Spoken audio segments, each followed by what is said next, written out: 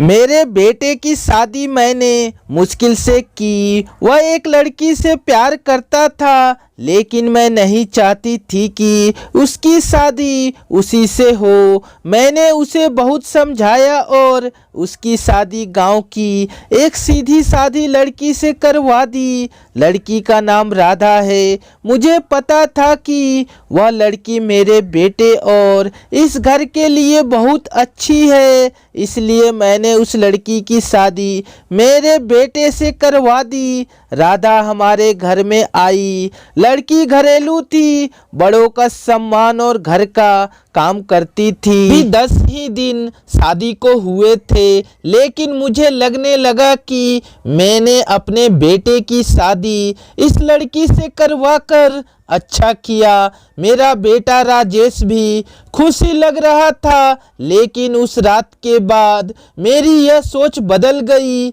एक रात करीब 2 बजे मेरे बेटे के कमरे से चीखने की आवाज़ आने लगी। यह चीखें मेरी बहू की थी। मैंने थोड़ी देर तक सुना, फिर वह चीखना बंद हो गया।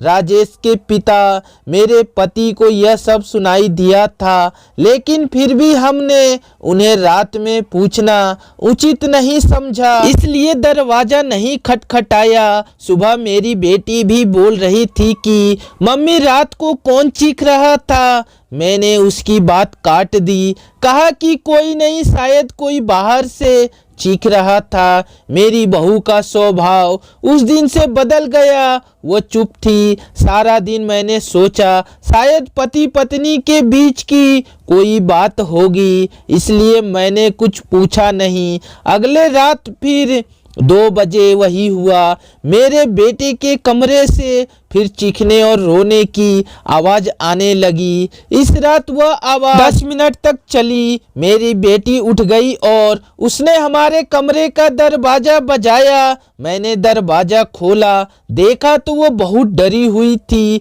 बोली, मम्मी यह क्या है? भाभी रोज रात को रोती और चीखती क्यों है? क्या होता है कमरे के अंदर?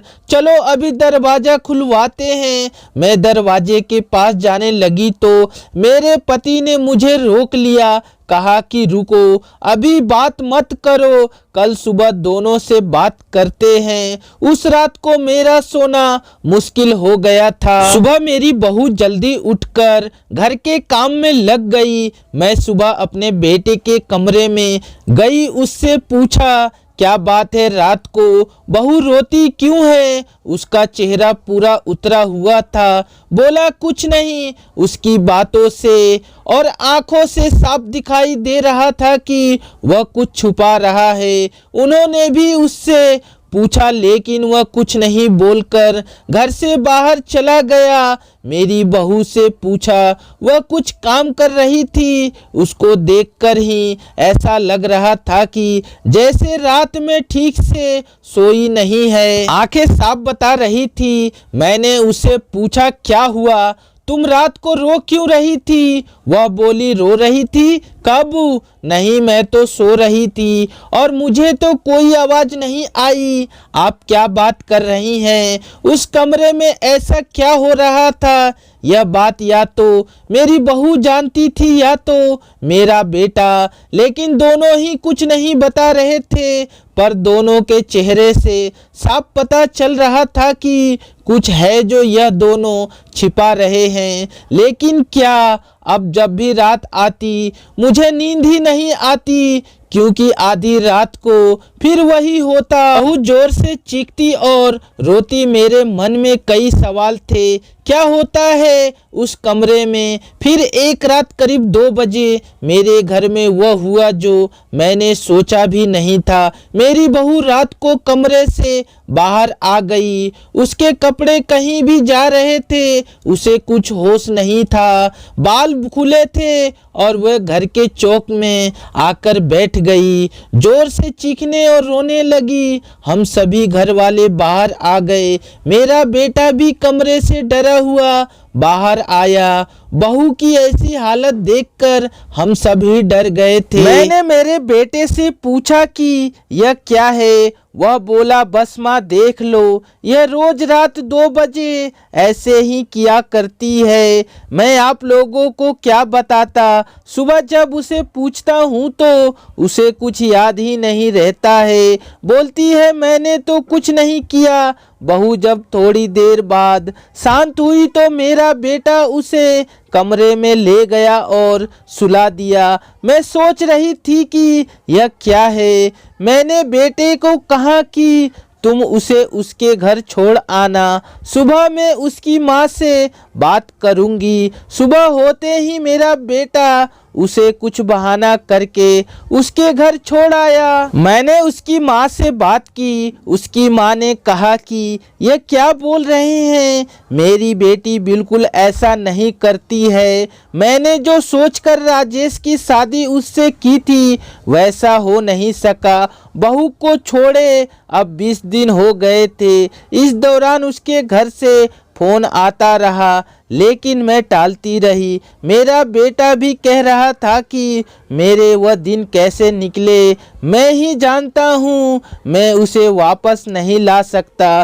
कहीं उसने मेरी जान ले ली तो क्या करोगी। मैंने उस पर फिर ज़्यादा दबाव नहीं डाला, पर मैं अपने आप को कोस रही थी कि मैंने अपने बेटे की शादी उस लड़की से क्यों करवा दी। अब मेरे घर में कोई नहीं चाहता था कि वह वापस आए। इन्हीं सब बातों में 3 महीने निकल गए। फिर एक दिन अचानक ही मेरी बहू अपने सामान के साथ वापस मेरे घर आ गई।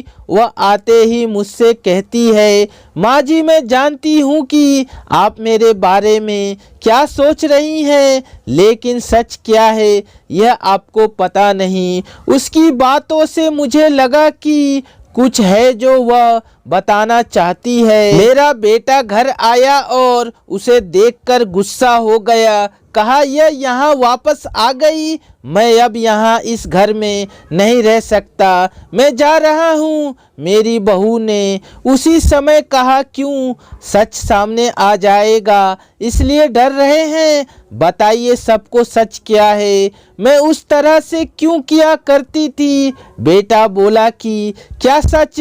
सच यह है कि तुम पागल हो और रोज रात को उस तरह से करती हो। बहू बोली माँ जी आज अगर सबसे ज़्यादा दुखी और परेशान है तो वह और कोई नहीं मैं हूँ। मैंने अपने पति की बात मानी, उन पर विश्वास किया। मैंने कहा तुम क्या कहना चाहती हो। फिर मेरी बहू ने जो बताया उसे सुनकर मेरे पैरों तले जमीन खिसक गई। वह बोली कि आपके बेटे ने मुझे पहली रात से यह नाटक करने को कहा था लेकिन मैंने नहीं माना। वह कहते हैं कि हम दोनों अलग बड़े शहर में जाकर रहेंगे। उनको कहा अगर ऐसे मेरे घर वाले मुझे नहीं छोड़ेंगे लेकिन तुम इस तरह का नाटक करोगी तो वह डर जाएंगे और फिर हम अलग रहेंगे। पहले मैंने बोला कि यहाँ सबके साथ अच्छा है लेकिन फिर जब वह मुझसे बात नहीं करते थे तो मुझे उनकी बात माननी पड़ी। और फिर मैंने जब यह नाटक किया तो इन्होंने मुझे घर छोड़ दिया। मुझे आप सभी की नज़रों में पागल और ना जाने क्या साबित कर दिया। उसके बाद मेरा फ़ोन भी नहीं उठा रहे।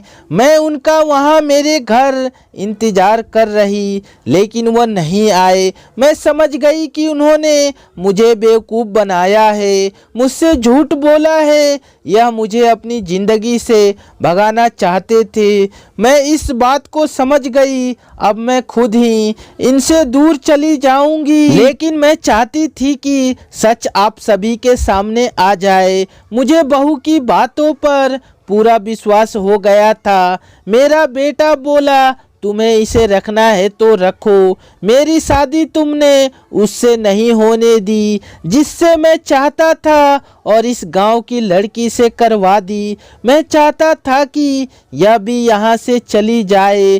तुम परेशान हो, सोचो कि यह मैंने क्या किया। अब भी मैं इसे अपनी पत्नी नहीं मानता। मैंने मेरे बेटे को कहा कि बेटा तुझे इस घर में रहना है या नहीं, इसका फैसला तू कर ले। मेरी बहू इस घर में ही रहेगी और जो इसे इसका हक और इज्जत नहीं देगा वह इस घर में नहीं रह सकता।